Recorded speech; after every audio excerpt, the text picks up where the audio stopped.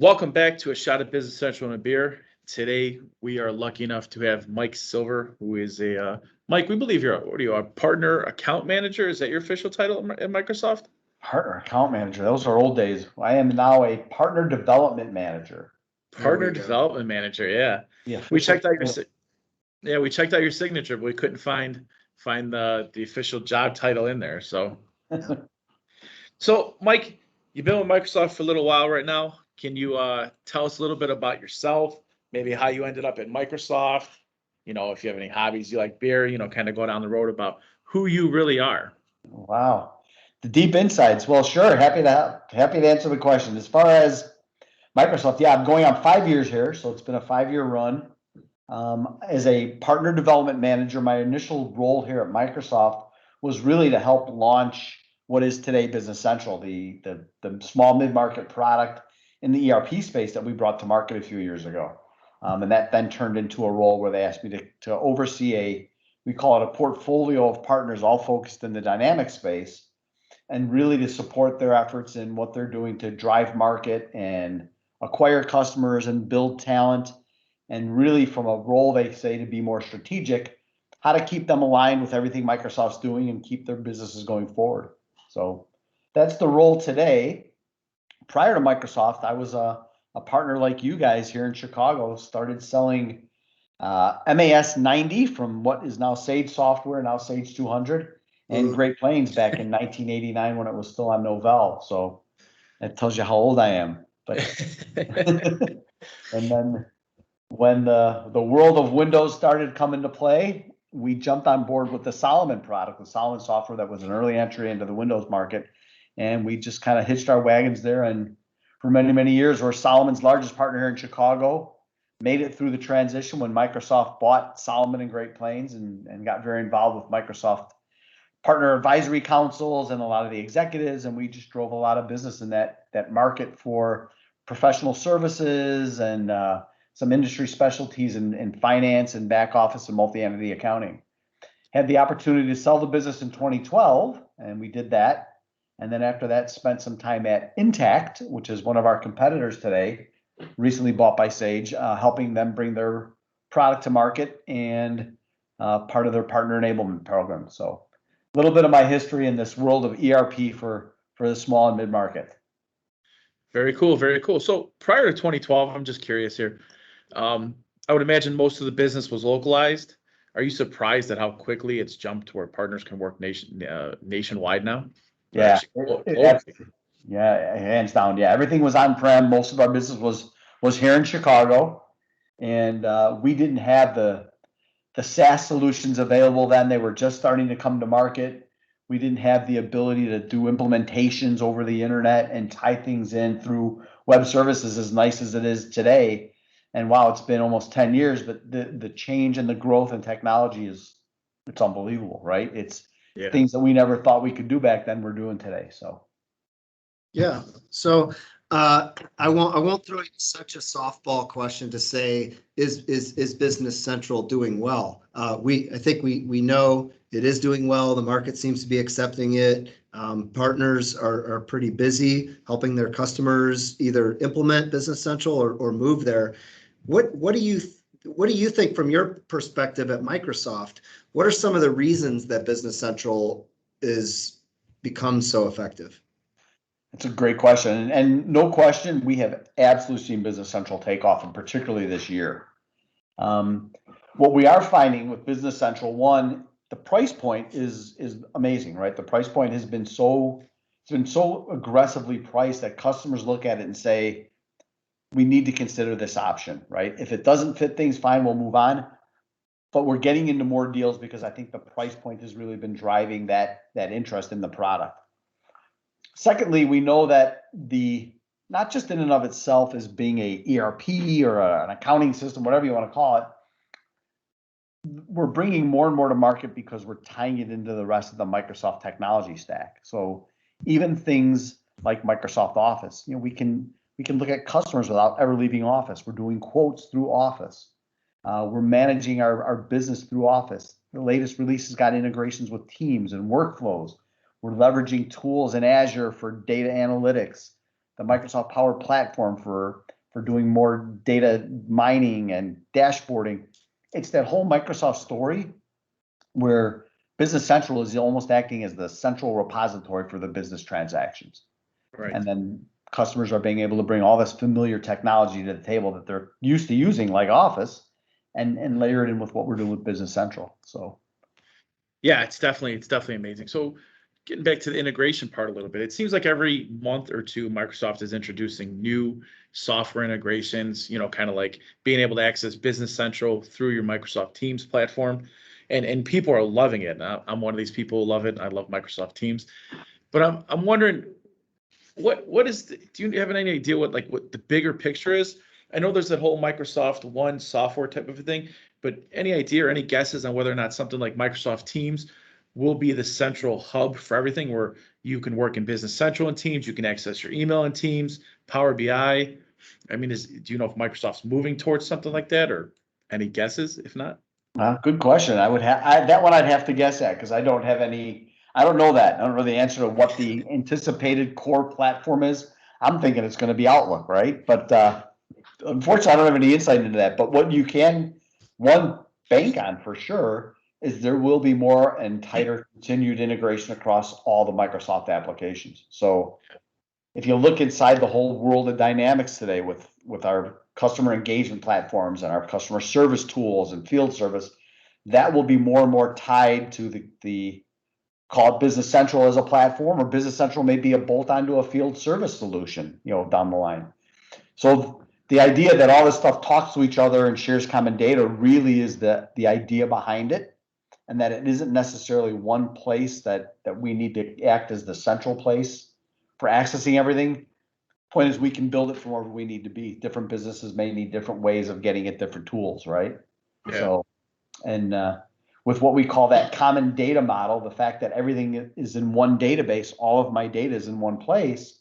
I don't have multiple customer lists or vendor lists, or I don't have opportunities in different places, and all my data is in one place where I can get at it with all the Power Platform tools as well. Yeah, makes it a lot easier to share between all the different softwares. Yep, that's the vision. The vision is this one platform where all the data is in one place for us to get at easily. I like it. Yeah, so obviously in your role, you're out there, you're talking to different partners, again, whether on the Office side or Dynamics products. Any recent trends or things like that you're seeing across partners, or and what customers are looking for in the marketplace recently? Wow, I mean, there's been all kinds of stuff, but great question. So just generally speaking, with the pandemic, we have seen an incredible uptick, let's say in Business Central. The product is well up over 100% over last year. And the adoption rate's been unbelievable. There are hundreds of thousands of users using it. So the whole push to move to remote workforces and leverage technology in a new way, the pandemic has really pushed that. And we see partners changing their business models, the move to subscriptions, just the ability to do remote work and support remotely has really been certainly the theme, I would say, of this past year. As far as like partners and their business, there's this huge push we're finding for, I'm going to say, this business applications platform, where it's not just Business Central, but customers looking to really take their business to a more competitive level through digital adoption, right? Call it the digital transformation move. So bringing things to the table where maybe it's not so much about an inventory or a general ledger transaction, what we would typically find in the ERP systems, but we're maybe front-ending that with customer management or customer service issues that are becoming such a big deal. Tools that are like with chat bots today, right, are the things that customers are looking for. So we're seeing a big interest from just the marketplace in adopting technology to be more customer facing, more customer centric, and to serve customers remotely. And then obviously some of that customer service boils into what we do on the backside of the business as well, making sure inventories are there and products available for shipping. But it's all that customer facing, customer kind of centric mentality that we're finding the marketplace really having the appetite for. Does that Yeah, answer the question? I hope. Yeah, Yep. no, absolutely. Yep. yeah, and with all this digital transformation and the push for, things to be more automated and whatnot, and, the extensions of Business Central with apps, my question to you is that I know that customers and partners can become a little frustrated by the number of different invoices they receive and that, that they have to pay. Are you aware of any future plans for streamlining the AppSource site? Kind of like how Apple does with the iPhone, their platform. No matter what you download, you get invoiced directly from Apple. Right. Yeah, we've heard that from other partners, and definitely that managing this stuff is not super simple.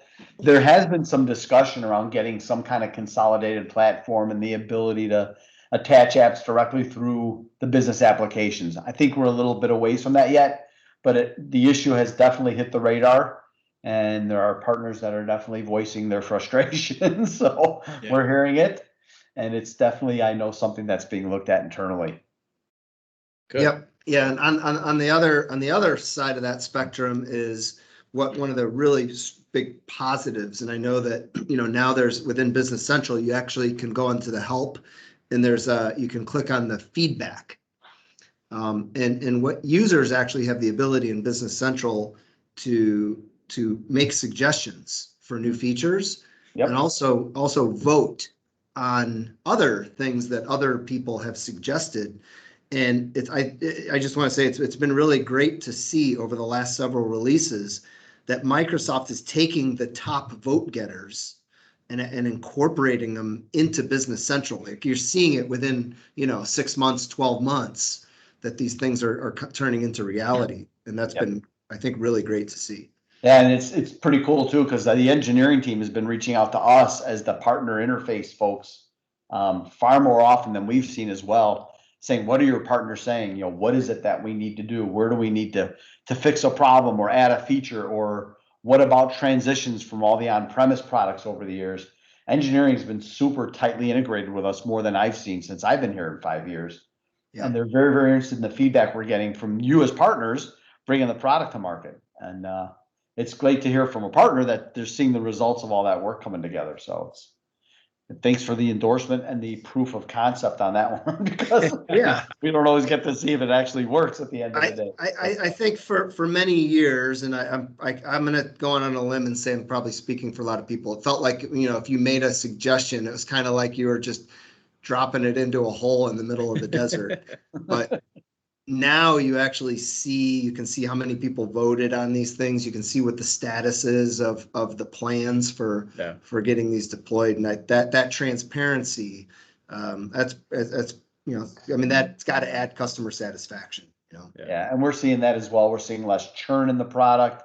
CSAT scores are absolutely going up. So generally speaking, from Business Central specifically, the product's been this year, it really is hitting its stride. And I think what's really exciting about it is we're really just starting to scratch the surface with it. It really hasn't even made a dent in the market yet. So yeah. Now, if I had to put you on the limb, would you say that more cloud subscriptions for Business Central have been sold than on-premise? hands down, no question about it. Yeah. Not even a close comparison. The cloud stuff and the SaaS model is absolutely the way to go. It's certainly Microsoft's direction as a cloud first company. And we'll continue to see more and more of that. And I love that I heard that for the first time a few years ago now, where Microsoft said we're cloud first. And I can tell you that I think that's huge. Just the fact that there is an on-premise option available, because although most people, like you're saying, especially today, are going to the cloud, we do run into opportunities where, for whatever reason, they can't operate in a cloud. Either maybe they're in aerospace and they've got some ITAR, security requirements. Some of our customers are, believe it or not, still in areas where they don't have reliable high-speed internet.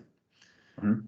And in those cases, just to know that, hey, you want to run this on your own server sitting in your building, absolutely, we can give you the same product. Yeah, it's nice to know the option's still available if they Right. need it.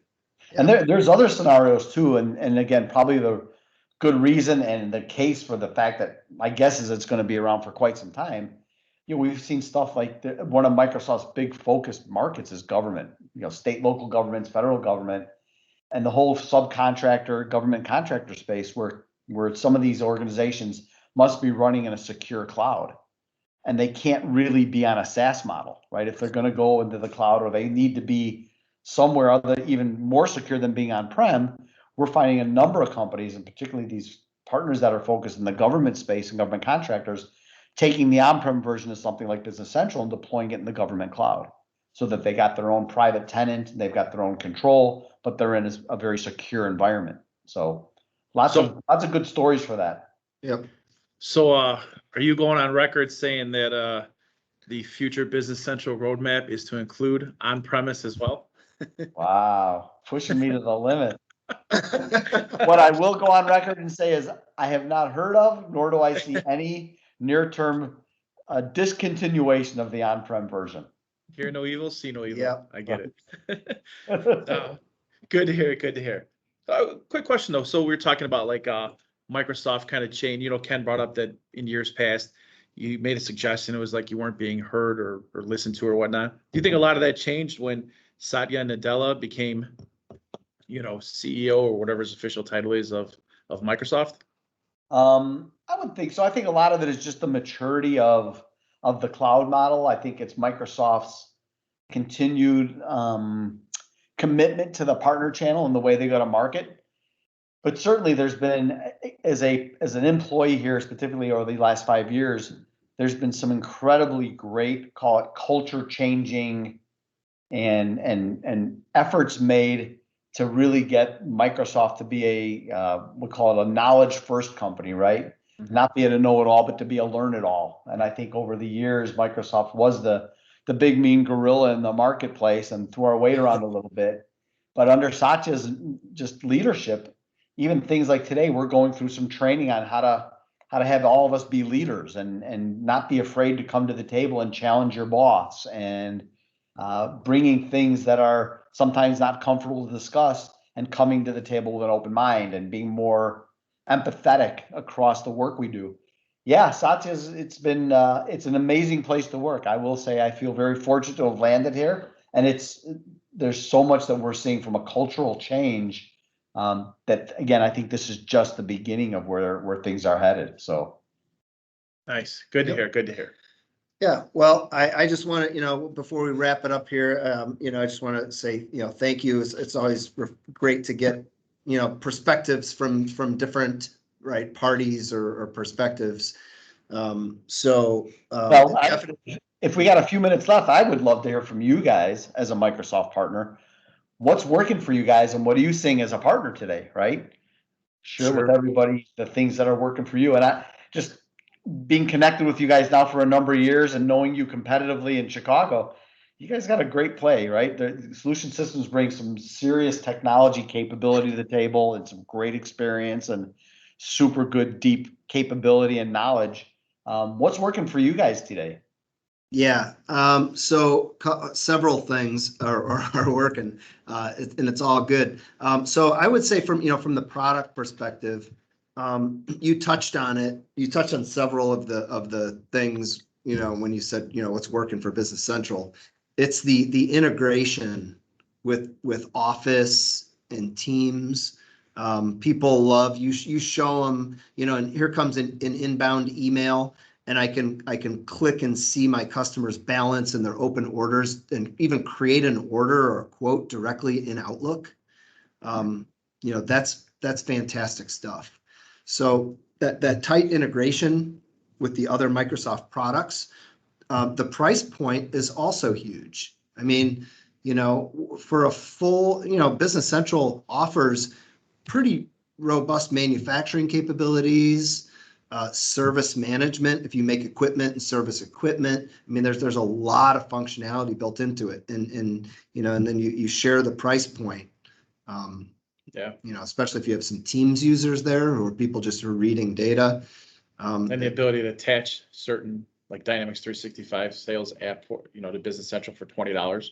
Right. Pretty good. Yeah. So those are the things. I mean, I believe. I'm a huge fan of NAV and Business Central now, obviously.